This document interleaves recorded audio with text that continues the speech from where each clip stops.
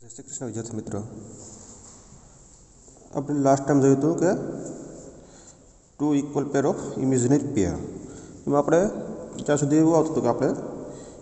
Operator F of D આવતું હતું કે ઓપરેટર ડી આવતું હતું. હવે આપણે જોશું નવું આપણે આવશે inverse operator. Inverse operator inverse operator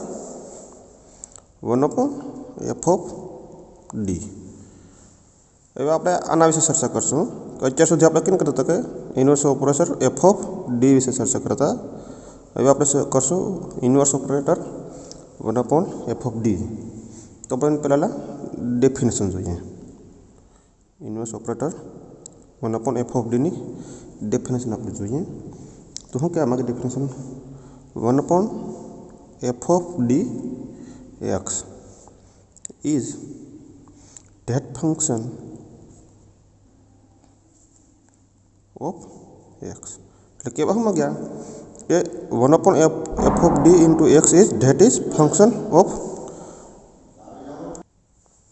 એટલે કહેવા શું માંગે કે 1/f of d x is that is function of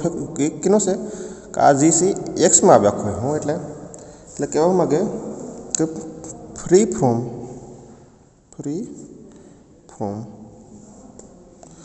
arbitrary constant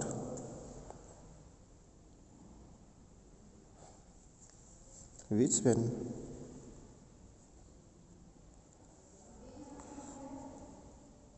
operated upon by f of d gives x. કે હું કે free from arbitrary constant which when operated upon by F of D gives x. કે જે F of D છે 1/f of D x, તો કહેવા માંગે કે એક્સની અંદરની વેલ્યુ હોય એમાં. તો આપણે એક ઉદાહરણ જોઈએ એનું કે શું કહેવા માંગે એ કે F of D into 1/f of D into x. આ બે કેન્સલ થઈ જાય તો વચ્ચે શું ખાલી તો કે એક્સ. આ રીતના હું કહેવા માંગે કે thus F of D and 1/f of D are inverse operator. એ કે આમાં કહેવા માંગે જો આપણે અત્યાર સુધી જોતો હતો કે F of D is equal two x લીધું પહેલાં આગળની વખત, એમાં આપણે સીધું આવી રીતના મળતો હતો. તો આમાં 1/f of D into F of D is equal two x. આ ઇન્વર્સ ઓપરેટર છે. તો આ ઇન્વર્સ છે તો આ બે કેન્સલ થશે, તો બધે હું ખાલી ઓનલી ફોર એક્સ. એવી રીતે આપણે બે થિયરમ જોઈએ કે થિયરમ શું કહેવા માંગે એના હું થિયરમ ઉપર આપણે ખબર પડશે કે આ કેવા શું માંગે. ઓકે, થિયરમ જોઈએ. થિયરમ મીન્સ પ્રમેય. પ્રમેય જોઈએ કે પ્રમેય શું કહેવા માંગે? Prove that 1/dx is equal to integration x dx. No arbitrary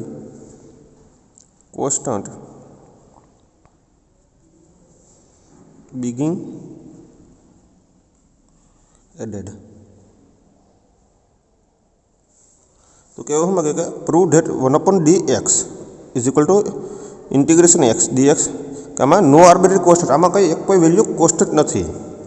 તો હવે આપણે જોઈએ કે કેવા માંગે આમાં. તો કે પ્રૂફ જોઈએ આનું કઈ રીતના કરશો. પહેલાં તો કે લેટ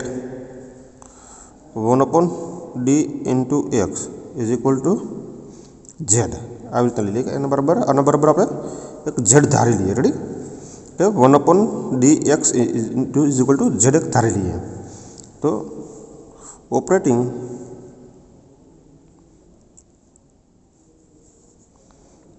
both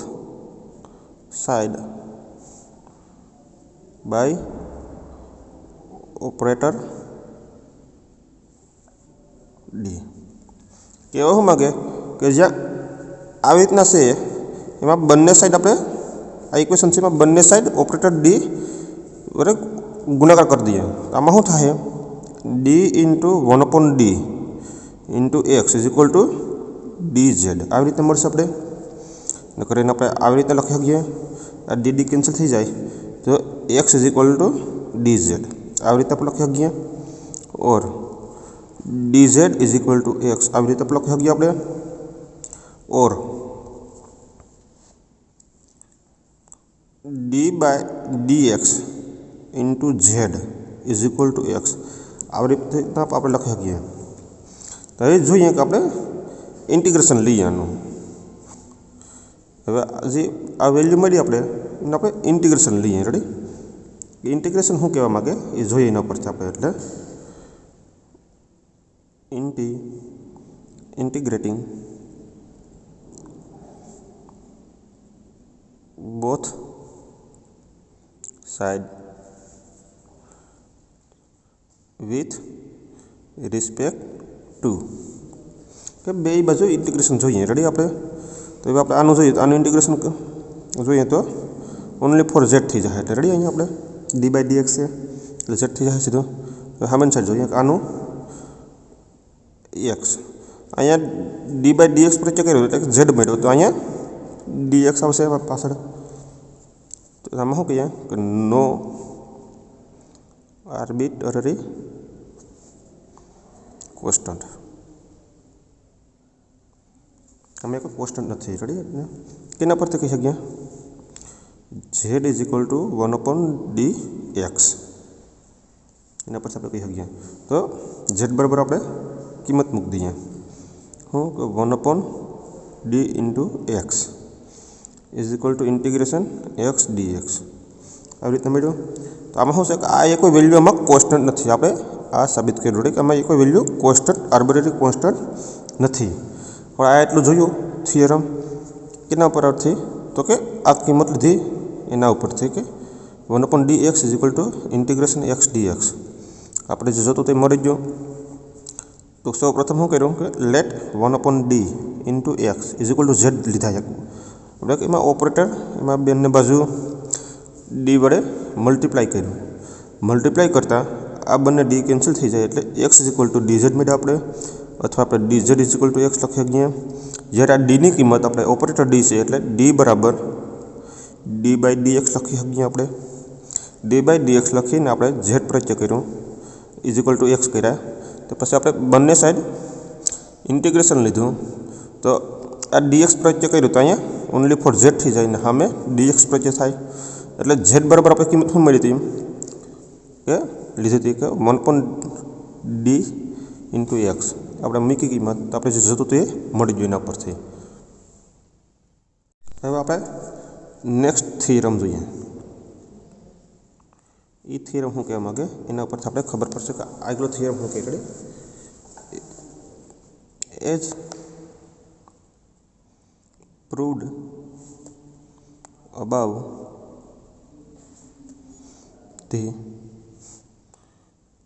સિમ્બોલ सॉरी आ नहीं आना पर आ तो पसंद थ्योरम से એટલે prove that 1/f of dx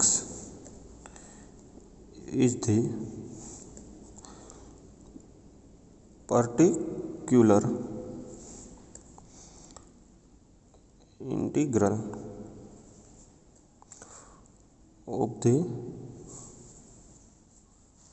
integral of the equation f of d into y is equal to x આપણે આવી રીતનું એક ઇક્વેશન આપ્યું કે f of d into y is equal to x એ રીતને સાબિત કરવાનું કીધું તો હવે આપણે સાબિત કરીએ તો કે પ્રૂફ જોઈએ એનું the given equation is f of dy is equal to x આવી રીતે લેવાનું છે તો putting y is equal to एक गुणाकार में सामान्य बाजू है तो भागाकार में था 1/f of d into x आ रीते लखी सकीए તો કઈ આપણે આને ઇક્વેશન આપણે 1 કહી દઈએ, અને ઇક્વેશન 1 કહી દઈએ તો કે LHS ઓફ 1, LHS ઓફ 1 એટલે આનો LHS શું છે તો કે આ રેડી, તો f of dy is equal two આનો પરથી ગોચું તો f ઓફ dy કીધું રેડી, તો આપણે કિંમત મૂકશું f ઓફ d રેડી, ને y ની કિંમત શું મળી 1/f of d into y ready, આવી સોરી x આવી રીતે કિંમત છે. f ઓફ d ના એમને મૂક્યા અને y ની કિંમત આપણે શું લીધી અહીંયા y is equal to 1/f of dx ક્યાંથી મળ્યા તો કે આના ઉપરથી. હવે આમાં આ બંને કેન્સલ થઈ જાય તો વધે શું ખાલી x, તો RHS ઓફ 1 આપણે જે જોતું તે મળી ગયું આમાં. એટલે શું કહેવા માગીએ આખું આપણે આ કે y is equal to 1/f of d into x is a solution of equation 1 since it contains no arbitrary constant. It is particular integral. It is particular integral. તો કેવા શું માગે પહેલાં આપણે આખું ફરીથી જોઈ લઈએ. Prove that 1/f of d into x is a particular integral of f of d into y is equal to x. તો કે આપણે આ સાબિત કરવાનું કીધું કેના પરથી તો કે પર્ટિક્યુલર ઇન્ટિગ્રલ ઉપરથી. તો પહેલાં લખી દઈએ ધ ગિવન ઇક્વેશન શું છે આપણું તો કે આ, એમાં આપણે putting y is equal to આપણે કિંમત મેળવીએ કે આ સાબિત બધું જાય f ઓફ d એટલે 1/f ઓફ d લઈ ગયા આપણે. એમાં પછી હવે ઇક્વેશન 1 છે એનો આપણે LHS લઈએ, તો આનો LHS લીધું આપણે રેડી એવી રીતના. એમાં પછી જે વાયની કિંમત હતી એ મૂકી આપણે વાયની કિંમત, એટલે સીધા આપણે x મળ્યા. એ શું મળ્યું આપણે એનો RHS મળ્યો. એટલે શું કહી શકાય કે y is equal to 1/f of d into x is a solution of equation 1. કે આપણે સોલ્યુશન ઓફ ઇક્વેશન 1 નો y is equal to f of d છે. Since it is contains no arbitrary constant, અમે કોઈ કોન્સ્ટન્ટનો ઉપયોગ નથી થયો. It is particular integral, કે આ એક પર્ટિક્યુલર ઇન્ટિગ્રલ છે આખો. હવે આપણે પાછો નવો થિયરમ જોશું. Theorem prove that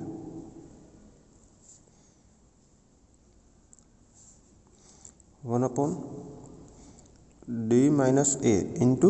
x is equal to e raised to ax integration x e raised to minus ax dx. No arbitrary constant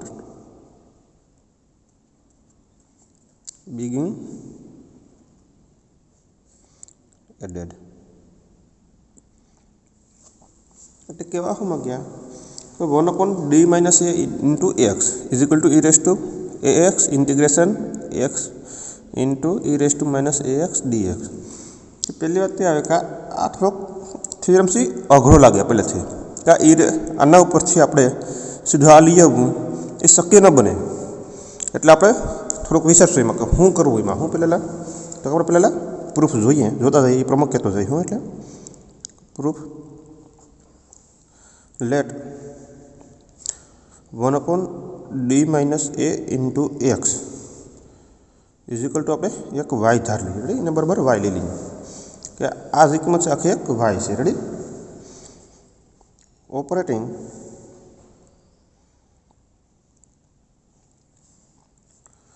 on both side that's by d minus a we get जो શું કહેવાય કે બંને બાજુ આપણે d minus a વડે multiply કરવાના છે રેડી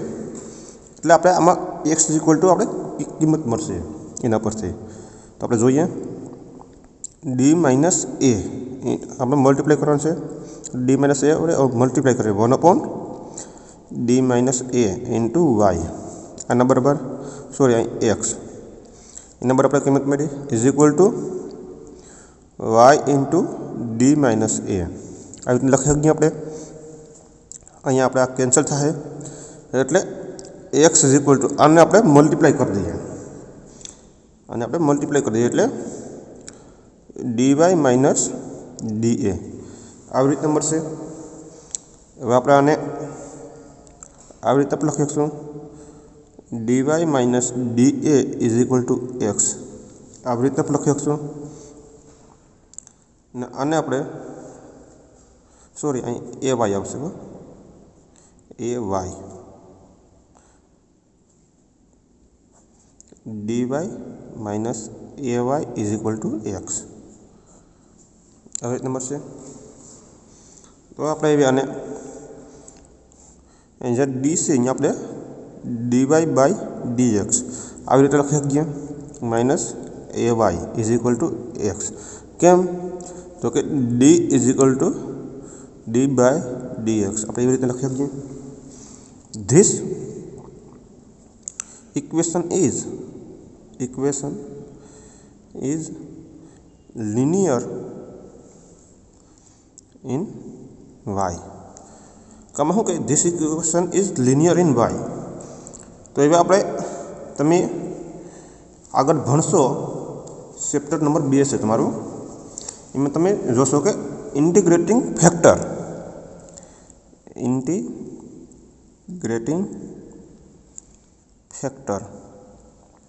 તમે આ ચેપ્ટર 2 માં ભણશો રેડી એટલે ઇન્ટિગ્રેટિંગ ફેક્ટર એમાં તમને ખ્યાલ આવશે કે કઈ રીતના થાય રેડી કે શું કહેવાય કે this equation is linear in y તો y પ્રત્યે લિનિયર કોનું કહે તો આપણે એને જોઈએ ઇન્ટિગ્રેટિંગ ફેક્ટર રેડી આવી રીતના ઇઝ ઇક્વલ ટુ ઇન્ટિગ્રેટિંગ ફેક્ટરનું સૂત્ર છે હું તો કે integrating factor is equal to integration અહીં એ આવશે p dx રેડી એટલે કેવા શું માગે સોરી એ ઇન્ટિગ્રેશન p dx આવી રીતના હું એના ફોર્મમાં રેડી એટલે જે વાયની કિંમત છે રેડી જ્યાં આમાં વાયની કિંમત હતી આમાં વાયનો સહગુણક શું છે તો કે માઇનસ એ પીની જગ્યાએ મૂકવાનું રેડી ત્યાં પીની કિંમત છે એના બરાબર શું આવશે માઇનસ એ આમાં આ ઇક્વેશનમાં ઇન્ટિગ્રેટિંગ ફેક્ટરમાં રેડી તો એ જોઈએ ઇન્ટિગ્રેટિંગ ફેક્ટરનું સૂત્ર લખીએ એને p dx આ તો એમનું રહેશે એને પીની કિંમત શું છે આપણે વાયનો this equation is linear in y linear means કે એનો શું છે સહગુણક તો કે માઇનસ એ રેડી વાયનો સહગુણક શું છે તો કે માઇનસ એ dx આવી રીતે લખી ગયે તો એવા આને આપણે લખવું હોય તો શું લખી ગયે